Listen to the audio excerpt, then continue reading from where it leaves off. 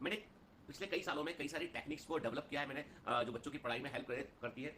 सबसे effective technique जो मुझे बताई, जो मेरे को फीडबैक मिला बच्चों का, कई सारे बच्चों का, कई सारे कमांडोज का सक्सेसफुल सिलेक्ट हुए जो उनका, वो है magic box technique. Magic box technique मैंने आपको पहले भी शायद कभी बताया, मैं दोबारा रिपीट कर रहा हूँ चीज को, तो दोबारा रिपीट कोई चीज करूँ तो उसको जो है समझ लेना कि उसका इंपॉर्टेंस ज्यादा है, इसलिए सर ने दोबारा रिपीट किया है। इसका मतलब ये नहीं कि सर का विचार खाली हो गया है इसलिए सर वो रिपीट कर रहे हैं। कहने का मतलब ये है कि आप घर में एक कार्डबोर्ड का बॉक्स बनाइए। आप क्या देखो, क्या होता है हमारी पढ़ाई लिखाई में सबसे बड़ा डिस्ट्रक्शन होता है कुछ ऐसी बातें, जिन बातों को लेकर हम बड़े परेशान रहते हैं, जिनके बारे में बार बार सोच रहे होते हैं, हमें जो है पढ़ने से रोकती है। तो हमें सिंपल सा है कि कोई भी समस्या प्रॉब्लम है आपको अपनी लाइफ में, आप उसको कागज की पर्ची पर लिखिए, लिखिए उसको बकायदा, जैसा आप सोच रहे हैं मन में वैसा लिखिए। आप किसी की परवाह मत कीजिए, किसी के बारे में मत सोचिए, ठीक है। एक कार्डबोर्ड का बॉक्स बनाइए, मैजिक बॉक्स, उस बॉक्स में वो पर्ची को डाल दीजिए। बॉक्स चारों तरफ से पैक होना चाहिए, यानी बॉक्स का नियम ये है कि उस बॉक्स में टेप लगा के चारों तरफ से आपने पैक कर दिया है। वो बॉक्स केवल तभी खुलेगा जब आप सिलेक्ट हो जाएंगे, जब आप सिलेक्ट हो जाएंगे, अपनी मंजिल तक पहुंच जाएंगे, तभी आप बॉक्स को खोलेंगे। और ये मानना पड़ेगा, कोई इस बात का यकीन करना पड़ेगा, the box is connected with the universe, ठीक है, वो करेक्ट है वहां से।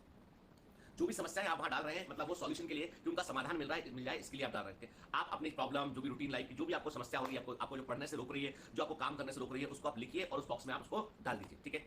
आपको साल भर जब तक आपका एग्जाम चल रहा है, जब आप तैयारी करते तब तक वो मैजिक बॉक्स को फॉलो करना है आपको, ठीक है ना। अब उसमें से मत लिखना कि मुझे भूख लगी है तो वो पर्ची बना, अरे वो तो बट यानी वो समस्याएं जो सच में आपको लाइफ में डिस्टर्ब कर रही है, उनके बारे में लिख के उसको डाल दीजिए। और क्या मतलब आप क्या चाहते हैं लाइफ से, वो भी लिख के डालिए उसमें। यकीन मानिए आप, मेरे कई सारे सिलेक्टेड बच्चों ने इस टेक्निक को फॉलो किया। बाद में उन्होंने मैजिक बॉक्स खोला, व्हाट दे फाउंड कि जो चीजें उनको रोक रही थी वो गैर जरूरी थी। जो चीजें उनको रोक रही थी उनका इतना इंपॉर्टेंस नहीं था कि जो आज जहां वो आज पहुंचे वहां तक वो पहुंच ही नहीं पाते यदि उन चीजों में वो उलझ जाते।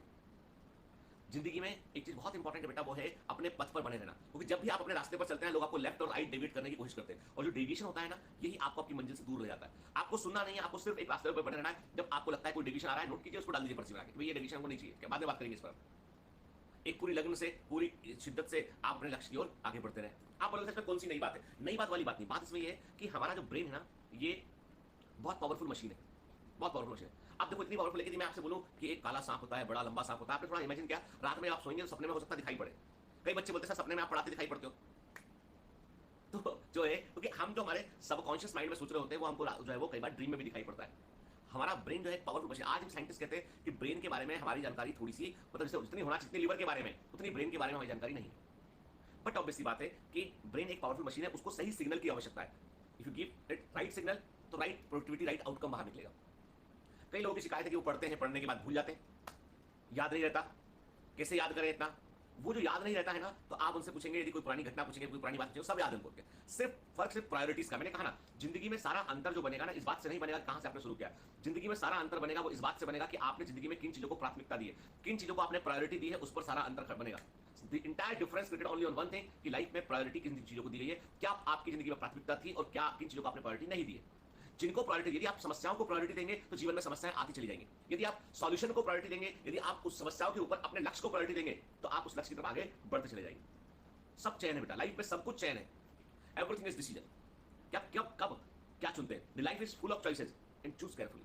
जो चुनोगे ना, उसे लेके आगे बढ़ना पड़ेगा। जो चुनोगे ना, वो आगे का लक्ष्य डिसाइड करेगा। जब भी कभी लाइफ में डिस्ट्रक्शन आए तो एक बात सोचो कि जो मैं चुनने जा रहा हूं, मेरे पास 3 सॉल्यूशन है, इन 3 में से मैं क्या चुना, किस सॉल्यूशन का परिणाम आगे चल के प्रॉब्लमेटिक होगा। कौन सा सॉल्यूशन हमको अभी बहुत डिस्टर्ब कर देगा, कौन सा सॉल्यूशन ऐसा है जो हमें शांत बने रहने को बोलता है, जो कहता है कि वक्त निकलेगा, सब चीजें सुधर जाएंगी। और वक्त को बदलने के लिए हमें आज दम दिखाना होगा। वक्त बदलता है, जरूर बदलता है, लेकिन वक्त को बदलने के लिए प्रयास करना पड़ता है, कोशिश करनी पड़ती है।